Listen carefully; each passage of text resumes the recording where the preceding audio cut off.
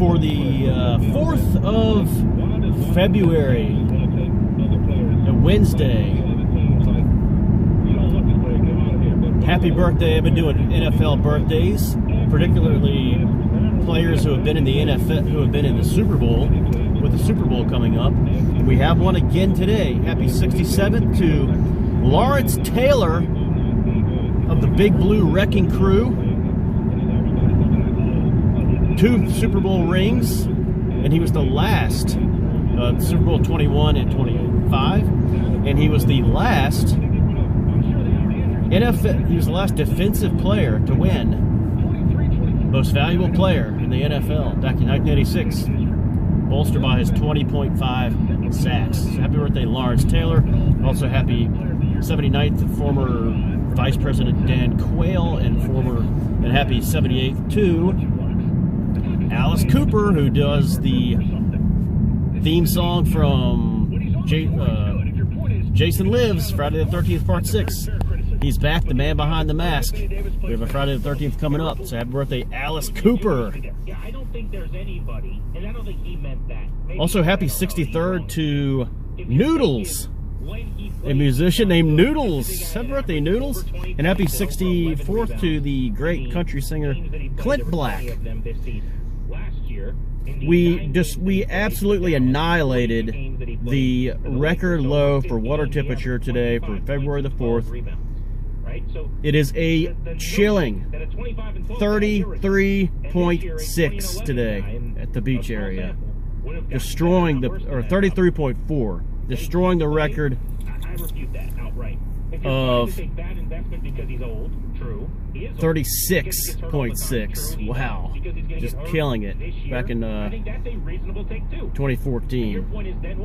The record high, 46.6 in 2014.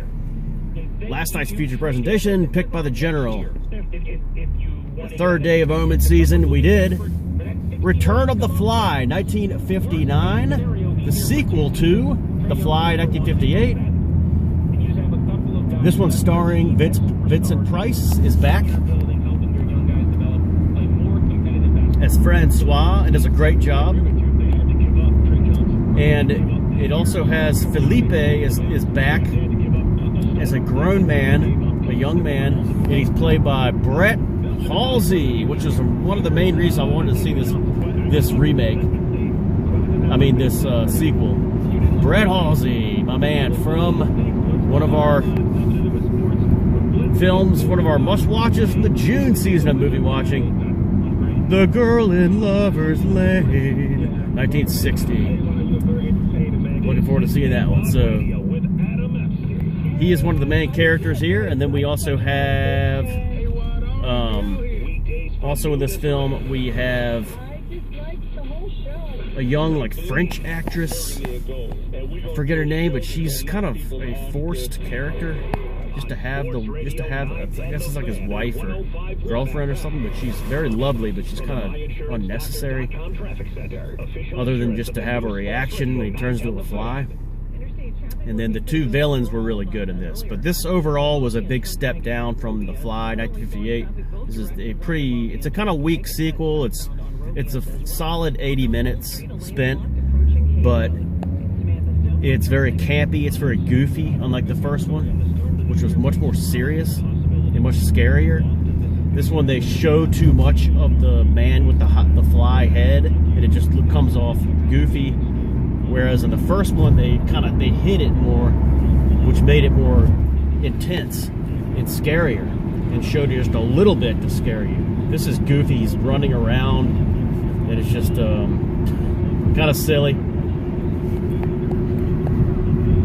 And it also gives the audience what it wants with the ending of just turning him back into himself, putting the man with the fly head and the little fly with the man head into the machine and turning it back. It just sort of like gives you what I guess you wanted from the first film. But so not a great sequel, but still a worthy 80 minutes. And I probably will not watch Curse of the Fly, the second sequel from 1965. Probably won't even bother with that one. It doesn't even have Vincent Price anyway. I think it's like the grandkids of Vincent Price's character Francois, but who knows? Maybe I'll check it out. All right, rest in peace. We have a couple of big deaths to mention. Chuck Negron, the lead singer and co-founder of Three Dog Night, has passed away. An old-fashioned love song, Mama Told Me Not to Come, has passed away at the age of 83. So rest in peace, Charles Negron. He was also the uncle of Taylor Negron, who has also passed away. And Taylor Negron, a great actor, who was the pizza guy in Fast Times at Ridgemont High. He was also really good in The Last Boy Scout.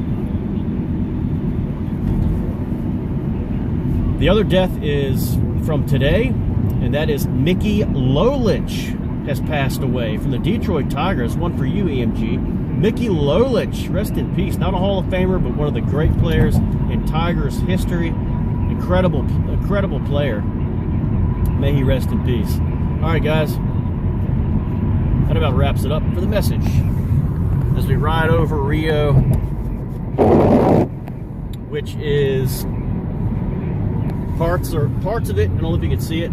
Parts of it are actually like have ice. They're actually frozen. I've never seen Rio like frozen before with like chunks of ice in there. Incredible. Can't get down there though to check it out. I wish I could. I would go down there and film it. Later, guys.